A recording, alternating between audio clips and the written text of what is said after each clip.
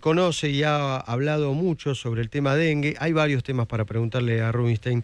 Adolfo, ¿qué tal? Buen día. Luis Gasulla lo saluda. ¿Cómo está usted? ¿Qué tal, Luis? Buen día, ¿cómo están? Bueno, dengue. ¿Estamos en el pico?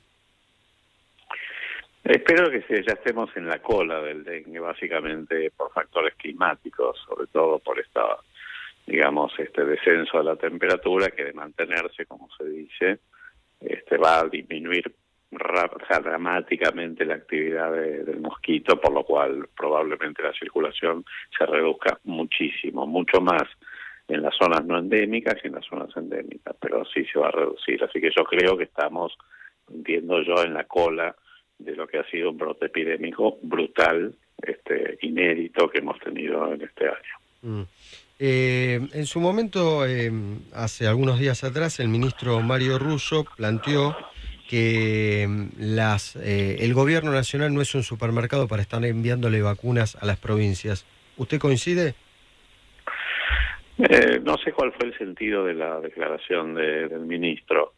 Yo creo que, digamos, en lo que yo puedo estar de acuerdo con el ministro es fundamentalmente en el hecho de que las provincias obviamente tienen que hacerse cargo de las actividades locales, por ejemplo, en el caso del dengue, para la prevención, la preparación, la mitigación de los brotes.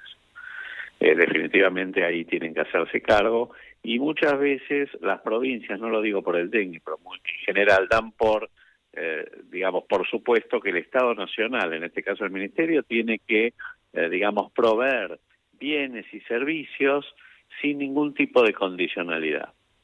Y esto me parece que es un federalismo bobo, así lo creo yo, y si vamos a un federalismo inteligente, cada uno tiene que hacerse cargo de lo que le corresponde. El Estado Nacional, a través del Ministerio, de planificar, diseñar, ejecutar las políticas nacionales, sobre todo con un objetivo claramente de salud pública. Por ejemplo, disminuir las inequidades, las disparidades que hoy existen entre las provincias más pobres y las más ricas respecto a todos los resultados sanitarios, desde la mortalidad infantil o materna hasta la cardiovascular, hasta el cáncer o hasta el efecto de las epidemias.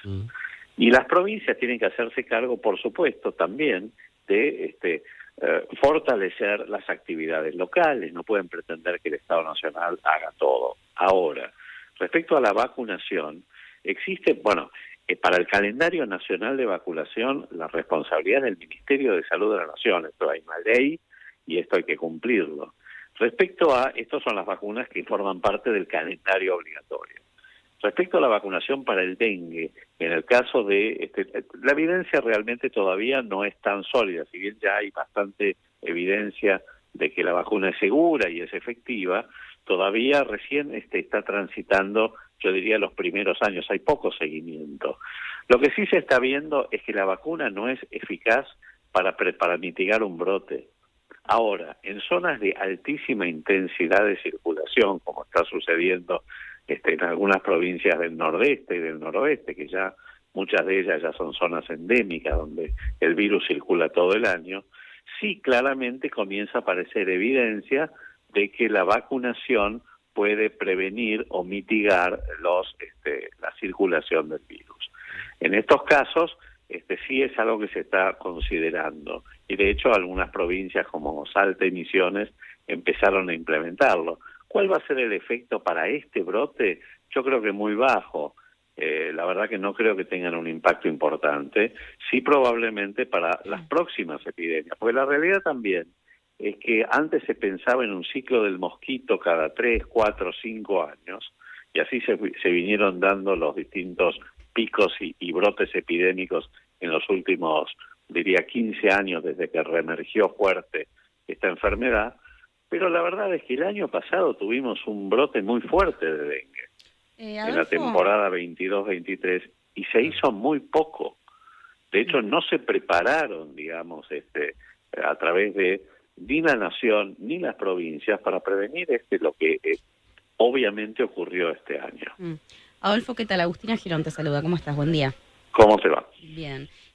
Quiero volver sobre esto de mitigar el brote. ¿Qué significa que no es eficaz para mitigar el brote? ¿No? Porque lo que leemos hasta ahora es que previene, por ejemplo, formas graves de dengue, sobre todo para quienes se contagian por segunda vez.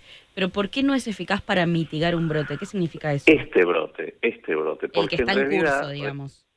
claro, y en realidad vos hasta que adquirís la inmunidad suficiente para poder, digamos, reforzar tus defensas y, por ejemplo, prevenir las complicaciones del dengue grave, que es lo que más se ha visto que esta vacuna previene, necesitas cierto tiempo. Mm, Por eso se dan 2 dosis separadas claro. por 3 meses. O Si sea, bien vos sirve... empezás a adquirir inmunidad después de la primera dosis, no es completa. Claro. Con lo cual, el impacto que tienen para este brote es mínimo. Mm. Ahora, ya hay que Sirve empezar a vacunarse pensar, para el próximo brote, digamos. claro, sobre todo en las zonas Es endémicas. preventivo.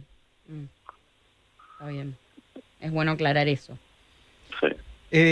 Rubinstein, le hago 2 preguntas puntuales. ¿Usted manejó la Dirección de Asistencia de Situaciones Ah, Especiales, la DATSE? sí.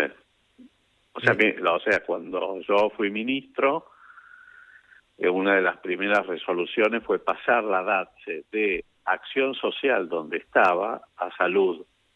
Y básicamente porque la DATSE era un nido de corrupción, así dicho de esta manera, y de desorden, de caos.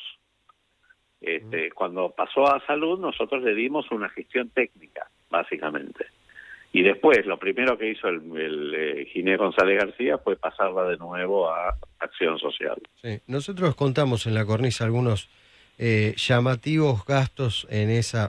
algunos no, muchísimos, ¿no? La triplicaron por 39 veces desde el 2019 al 2023. Y bueno, está sospechado según la gente del Ministerio actual de Capital Humano. ¿Usted qué opina de la polémica por las prepagas? Y con las prepagas lo que pasa es que, digamos acá, el problema básico es que con esta liberalización y es con esta desregulación, sacarle todo el marco regulatorio que tenían las prepagas con el decreto, en realidad las prepagas, pues sobre todo que concentran, primero veamos esto, hay un mercado muy concentrado, de hecho 5 prepagas concentran el 80% del mercado. La realidad es que aproximadamente hay 7 millones de personas que tienen atención por parte de las empresas de medicina prepaga, de las cuales 5 millones desregulan desde las obras sociales y 2 millones más o menos son afiliados directos a las prepagas. Pero los que desregulan cuando las prepagas pretenden recuperar lo que ellos dicen que han perdido a lo largo de los últimos años, estamos hablando de los últimos 5 o 6 años, donde han ido por debajo del índice de precios al consumidor. Y es cierto que la inflación en salud incluso es habitualmente mayor, y cada vez va a ser mayor que la de precios al consumidor. Entonces, cuando de golpe les dicen, bueno, COVID, no les vamos a poner más el pie encima, hagan lo que les parezca, pretenden recuperar todo eso en 4 meses. Lo cual es un absurdo. Estamos hablando de un bien público, de un servicio esencial. Esto no puede ser así. Y ahí es donde tiene que estar el Estado. Entonces, es llamativo porque, digamos, el gobierno dice, bueno, vamos a dejar que todo esto lo asigne el mercado, ¿verdad?